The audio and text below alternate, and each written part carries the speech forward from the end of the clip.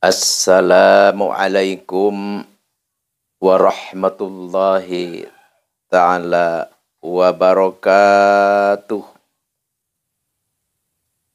Alhamdulillahilladzi asolan nasa syu'uban wa qabaila liya'arrafu bil ihsan.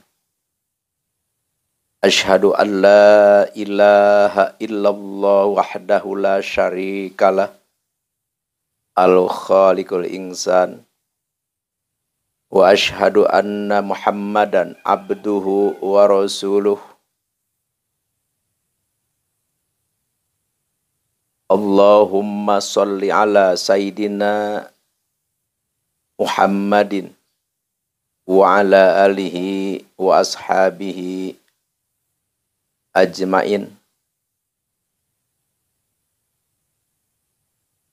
Qala Allahu ta'ala fil Qur'anil Karim, a'udzu billahi minasy syaithanir rajim. Bismillahirrahmanirrahim. Qu anfusakum wa ahlikum nar. Wallahu a'lam bimuradih bidzalik.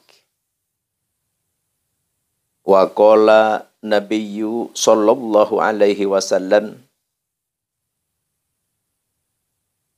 laisal ghina bi kasratil irdi walakinal ghina ghina nafsi.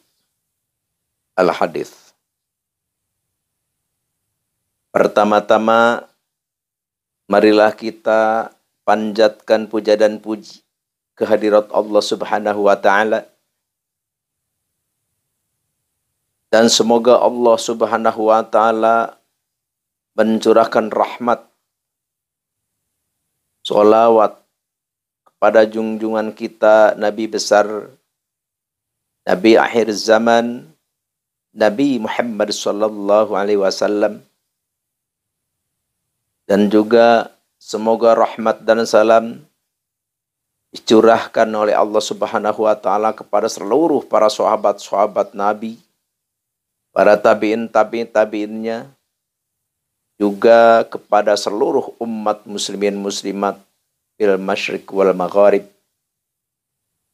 terkhusus walasiman kepada kita semua, saudara-saudara al-fakir yang berada di Ar-Ribat Manba'ul Hikmah ini. Semoga Allah Subhanahu wa ta'ala memberkahi kita, merahmati kita, dan dijadikannya kita adalah hamba-hambanya yang beriman dan bertakwa kepadanya. Amin ya Allahu ya Rabbal Alamin. Tidak ada suatu anugerah yang paling al-fakir harapkan, yang fakir benar-benar mengharapkan. Kita semua dijadikannya oleh Allah Subhanahu wa ta'ala hamba-hamba yang muttaqin, punya keimanan yang tebal, punya keyakinan yang benar-benar ainul yakin. Tujuan utama kita adalah ingin dijadikan hambanya yang sukses fid darain, bahagia dunia juga bahagia di akhirat nanti. Amin ya Allah ya Rabbal Alamin. Sekali lagi kepada seluruh ikhwan-ikhwan, saudara-saudara al-fakir yang al-fakir sangat hormati, yang al-fakir sangat muliakan, yang al-fakir sangat banggakan. Marilah kita berdoa kepada Allah.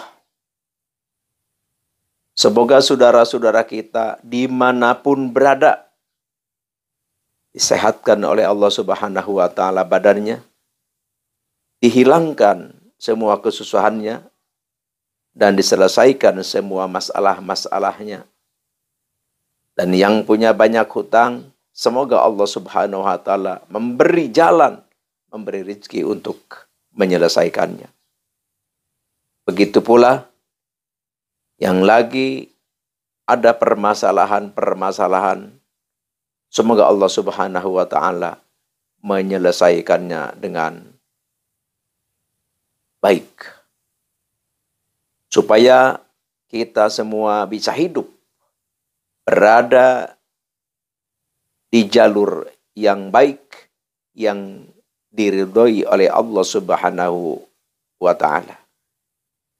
Apapun latar belakang kehidupan kita, itu adalah Allah Subhanahu wa taala yang telah menentukannya, tapi kita dianjurkan untuk berdoa kepadanya.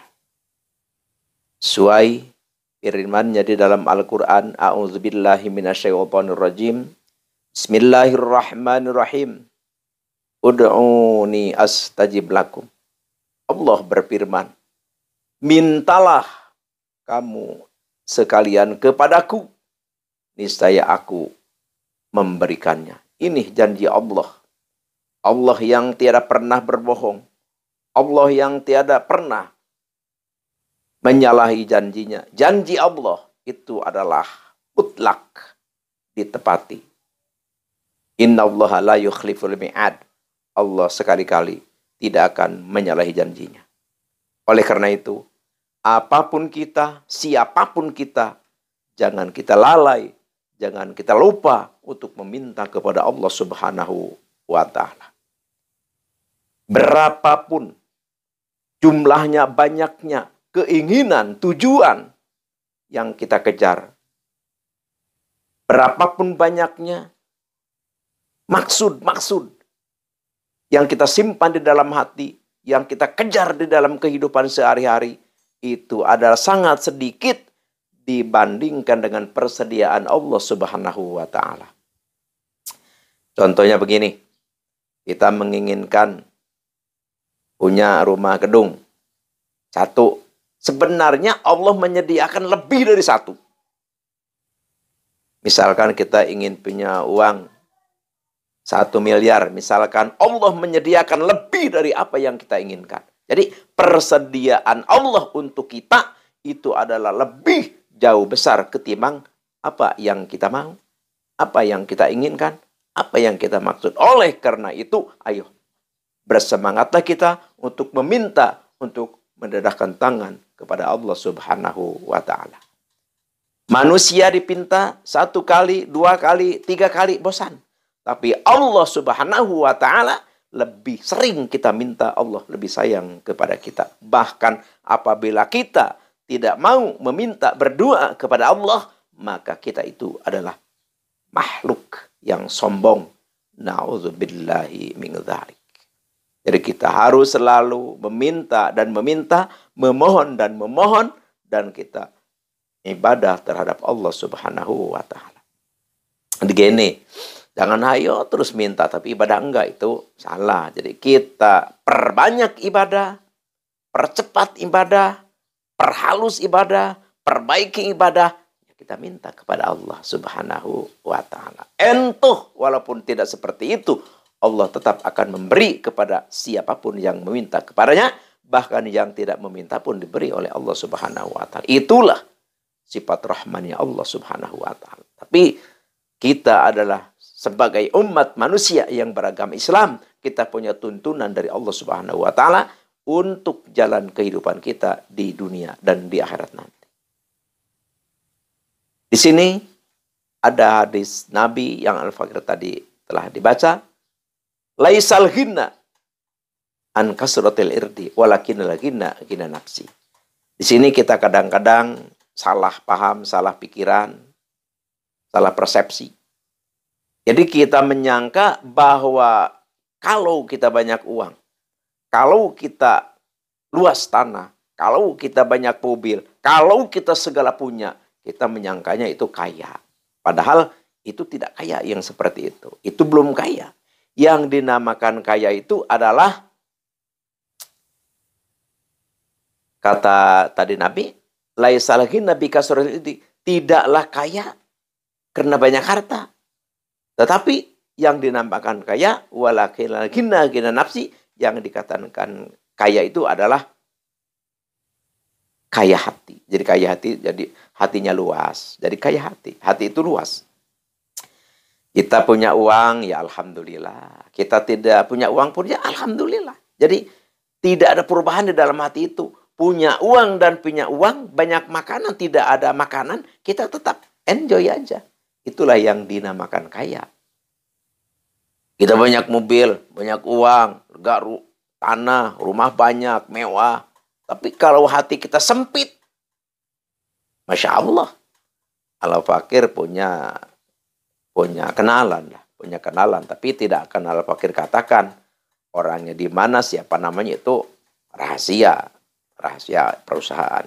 Yang jelas perlu kita ambil iktibar, ambil contoh. Dia punya mobilnya berapa? Ratusan, bukan satu. Punya mobil ratusan, memang dia pengusaha besar. Tapi entah kenapa pada suatu ketika kematiannya dia ditemukan di apa? Di jurang. Di jurang. Jurangnya enggak Al-Fakir katakan, karena kalau dikatakan ini nanti enggak baik juga. Jadi dia ketemu sudah tidak bernyawa, sudah tergantung di atas pohon. Padahal mobilnya banyak. Rumahnya mewah, megah, banyak. Uangnya ya apalagi banyak. Pembantunya banyak. Tapi entah kenapa pas akhir hayatnya seperti itu. Itulah. Makanya yang dinamakan kaya bukan karena banyak harta. Tapi yang dinamakan kaya adalah kaya hati. Oleh karena itu, marilah kita berkaya hati. Apa itu kaya hati? Yaitu qanaah. Jadi kita harus qanaah. Qanaah itu menerima apa adanya yang Allah berikan terhadap kita. Ya misalkan gini, wah kita usaha misalkan cuma dagang cilok aja, kita terima aja. Ya dagang cilok, dia pagi berangkat, sore pulang atau duhur pulang, ya habis pulang. Kadang-kadang siang kita udah habis pulang, kadang-kadang udah siang juga belum habis. Terus sampai sore habis pulang. Kadang-kadang sampai sore juga nggak habis pulang. Nggak apa-apa, kita terima aja. Karena dengan menerima apa adanya yang Allah berikan kepada kita, itu kita akan menjadi kaya. Kaya hati, karena yang membuat kita sumpek, yang membuat kita ruwet, yang membuat kita bingung, kita sendiri. Kalau kita nerima dengan apa adanya, no problem. Tidak ada masalah sebenarnya. Makanya kalau kita melihat para ulama-ulama sufi, subhanallah, masya Allah. Ada yang sama sekali tidak punya rumah, dia tiap pagi langsung berangkat kemana aja, dia tujuannya adalah hanya untuk mencari keridhaan Allah. Dimanapun dia ketemu, sholat zuhur, sholat, habis sholat berangkat lagi. Terus seharian begitu ngelilingi dunia. Anda wali Allah seperti itu, banyak. Dia tidak memikirkan hal dunia, tidak memikirkan uang, tidak memikirkan sebagai macam-macam dunia, tidak. Tapi beliau hidupnya adalah nyaman, hidupnya adalah segar, hidupnya adalah tentram. Kenapa? Karena dia adalah kaya. Itu adalah kaya hati. Jadi intinya yang disebut kaya atau orang kaya bukan banyak harta, bukan banyak uang, bukan luas tanah, tapi yang dinamakan kaya adalah yang kaya hati. Menerima apa adanya yang diberikan oleh Allah Subhanahu wa Ta'ala. Itulah orang yang sukses. Subhanallah. Alhamdulillah. Al-Fakir langsung aja ke acara inti. Itu Al-Fakir mau mengijazahkan satu ilmu, yang mana ilmu ini sangat penting sekali, terutama bagi orang-orang yang suka berdebat, atau bolehlah ini untuk para pengacara sangat baik, atau untuk para tokoh-tokoh di kampung, para tokoh pemuda, para tokoh masyarakat, atau RT, RW. Ini sangat penting sekali. Kenapa? Karena ini ilmu, kalau kita bacakan di depan lawan bicara kita itu udah tidak berkutik. Jadi terkunci aja. Terkunci mulutnya dan alam pikirannya terkunci. Jadi tidak bisa berpikir. Jadi kalau kita bicara, ya kita bicara aja nyorocos. Dia nggak bisa jawab terhadap apa yang kita katakan. Jadi intinya kita selalu menang, selalu hebat dalam perdebatan. Ini tulis, sedia pulpen, buku. A'udzubillahi minasyaitonirrajim. Bismillahirrahmanirrahim. Hadaratnya dulu. Ila hadrati nabina nabiyil mustafa sayyidina wa habibina wa syafi'ina wa maulana Muhammadin sallallahu alaihi wasallam. Al-Fatihah. Wa ila hadrati jami'i malaikatilahil muqarrabin al-uluwiyati wa sufliyah wa ususin ila hadrati malak Jibril wa Mikail wa Israfil wa Ajrail wa Munkar wa Nakir wa Raqib wa Atid wa Malik wa Ridwan alaihi wassalatu wassalam. Al-Fatihah. Wa ila hadrati jami'i ashabi Rasulillah sallallahu alaihi wasallam wa khususan ila khulafai rasyidin al-arba'ah Abi Bakar wa Umar wa Utsman wa Ali wa ala baqiyati sahabatil ithratul basyati bil jannah. Al-Fatihah. Wa ila hadrati jami'i awliya illahi ta'ala fil masyariq wal maghrib wa khususan ila hadrati sultanil awliya Syekh Abdul Qadir Al-Jilani qaddasallahu sirrah. Al-Fatihah.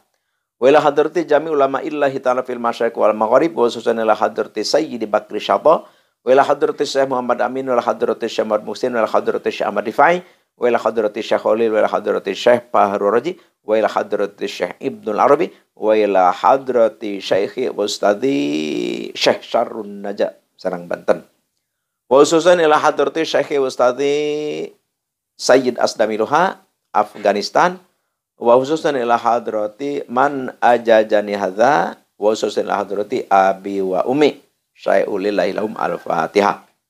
Sudah maklum?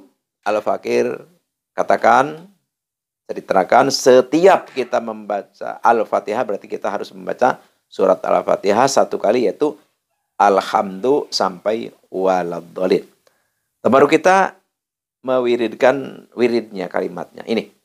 A'udzubillahi minasyaitonirrajim. Bismillahirrahmanirrahim. Unuk bin Auj bin Adam Unukpus. Itu aja segitu. Unuk bin Auj bin Adam Unukpus. Itu kita wirid 1999. Jadi hampir 2000 ya, kurang sedikit. Itu kita puasa mutih. Puasa mutih 3 hari. Puasa mutih 3 hari. Maksudnya mutih kita udah tahu. Berarti cuma nasi dengan tempe tahu. Jangan dikasih bumbu yang lain. Terus nanti setelah kita beres puasa, nanti kalau mau makai ya kita misalkan nih mau berdebat atau mau sidang atau mau adu argumen, kita baca aja itu. Bismillahirrahmanirrahim. Unuk bin Auj bin Adam Unukpus. 7 kali aja.